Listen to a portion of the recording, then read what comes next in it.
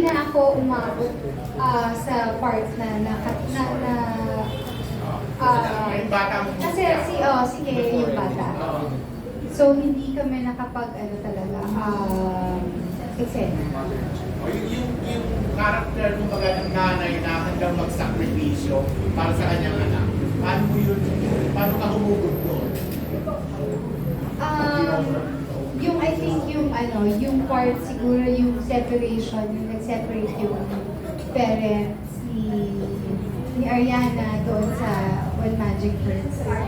Yun doon ako nakarelate talaga. Na tapos single parent talaga na tinataguyod yung mga anak. Yung anak ko. So yun, nakarelate talaga. Nakarelate ako doon talaga. Gagawin ko lahat talaga. Para sa mga anak. Nasabi mo nga, you're sending your children to the best school. Yes. Mahirap ba financially? Opo, medyo po ang rent. Opo, but I'm very blessed. Sabi na kasi is a scholar sa kahit anong school na gusto niya pasukin. Pero she chose UP. Santino, malaki ang tuition fee talaga, sobra. Talagang kaya kailangan mag-extra work pa talagang doubly hard, talagang hard para ma-provide yung gusto ni Santino at yung eskwelahan niya. Nakakaramdam ka rin ba ng pagod? Kumbaga sa malaking obligasyon na ito? Very much. Hindi biro ang pagpaaral ng anak sa international school. Kasi parang kung nagpaaral ng 20 na bata sa private school. So, hindi pagod. Kasi pagka may trabaho ko, doon talaga akong nawawala yung depression ko. Doon ako mas nagiging happy kapag may trabaho. So, hindi pagod sa ganong sense, kundi pagod sa, yun nga, na nami-meet ko ba yung needs ng mga anak ko. Nakakapagod yung mag-isa ka lang na tinataguyod mo yung mga anak mo nang walang tulong. So, for the record talagang parang sinasabi, hindi ka talaga hihingi na bawal tulong kay Gretchen. Kasi may mga pinapalabas na gano'n, na para may tabig mo yung mga pangangailangan, responsibilidad, humingi ka ng tulong sa kapatid. Alam nyo, nasabi rin naman ko ng ate ko sa isa sa mga live stream namin noon na sa lahat ng magkakapatid, ako ang never humingi or ginamit yung pera niya. Kung maghihirap man ako o naghihirap man ako, hindi ako lalapit sa ate ko. Kahit kailan. Dahil ang dami ng tao na nag-take advantage sa kanya pagdating sa pera.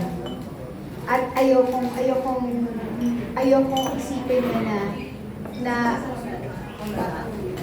ayoko kasi nung magkaroon ng mga anak ko to eh. So, responsibilidad ko to at ng asawa ko. Hindi responsibilidad ng kapatid ko. Yung ate ko, pag may gusto ka, like, kinari, bibigyan niya ako ng iPad for yung Lovers and Liars or yung ginamit na niya, the pumping, ganyan. Pag may gusto naman ako mga gifts na gano'n, binibigay naman talaga. Pero yung minsan, nagbibigay siya aabot siya talaga ng money, for my kids and for me. Pero para sabihin na na siya yung obligasyon niya or at responsibilidad niya, never ko gagawin sa ate ko yun. Masyado ng maraming nag-take advantage sa kanya. Napaka-generous mo naman ni Gretchen. Yes. Lalo nung panahon ng pandemya, talaga ang Very generous, oo. Kaya nga mas nakakahiya na lumapit. Mas lalapit pa ako sa iba kaysa sa ate ko talaga. Kasi nahihiya talaga ako sa kanya. Pero masasabi ko rin na kinakaya mo naman at hindi darating yung point na susuko ka sa responsibilidad mo. Hindi ko talaga susukuan. Yun nga, like what I said, lahat gagawin ko para sa anak ko. And I think lahat ng mga magulang, yun naman talaga ang gagawin. Kung dumating yung panahon na kinakailangan ko umutang para lang matuloy yung mga pangarap ng mga anak ko na mag-aral sa abroad, gagawin ko. Pero bago tayo dumating sa part na yun, magtatrabaho muna talaga ako ng buhay. Pero may mga kaibigan ka naman na hindi magpautang sa'yo. Sa tingin mo, Never magtitiwala sa'yo. naman ako dumating sa ganun ano po. Hindi pa ako, what do you call this, dumating, salamat sa Diyos, hindi pa ako dumating sa point na yun.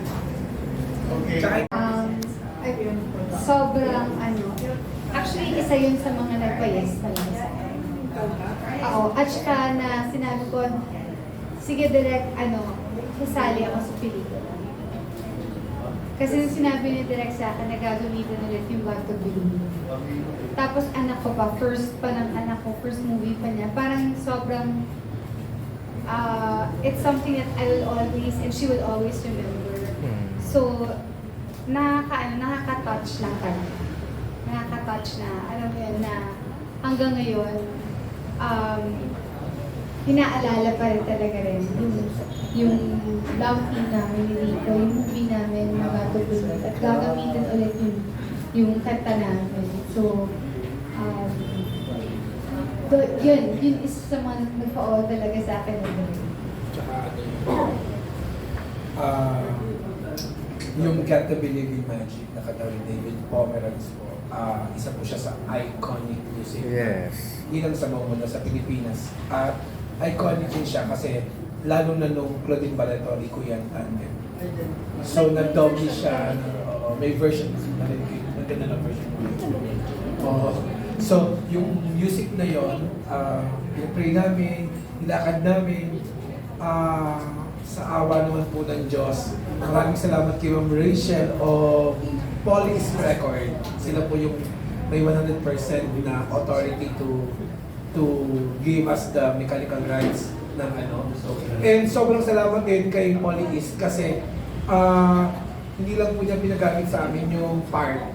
Pinagamit po nila sa amin yung entire music.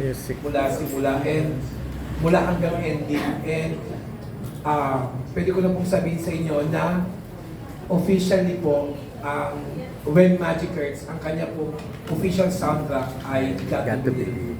Version po ni David. Hindi po. Tunog, ano na po tayo? Tunog 2020 po. Version na po ni Miss Claudine. Nilalakat po si Miss Claudine. May yun po mga bagong pasabog ng Poly-East Record. Tomorrow po, I have meeting with Poly-East Record po we have mag-usap po kami and natutuwa po kami sa blessing ng Panginoon natin na ultimong Poly-East Record po ay handang sumuporta sa Pelikula. pelikula May magic. ito. Kaya shout out kay Ma'am Rachel sa lahat ng bumubuo ng Poly-East Record hanggang yung mga partner nila international kasi the music came from David Pomeranz and yung mismong mga tao doon sa yung kanilang international counterpart. Pero shout out po sa kanila. Maraming salamat po pagpapalay kayo ng Panginoon. Cover po siya music video. At kung si Abangan yung pasabog ng Poly. yun nga, abangan niyo yung pasabog ni Poly-East sa tomorrow namin. Actually, baka magkaroon din kami ng sarili naming launching for the music with Poly-East Record. So, bukas mo pa-planchahin yun. And sobrang, ang bay talaga ni Lloyd. Number one, nakilala namin ang Poly-East, natulungan kami, nakilala namin kayo. Si Yung Salvi, nakilala namin, na tumutulong sa amin, nakilala namin ang aming idol na si Ma'am Lisa. Lahat po nagsasama-sama. Nagtutugma-tugma. po, and siguro, this is the right time na to God be the glory po natin sa mga nangyayari.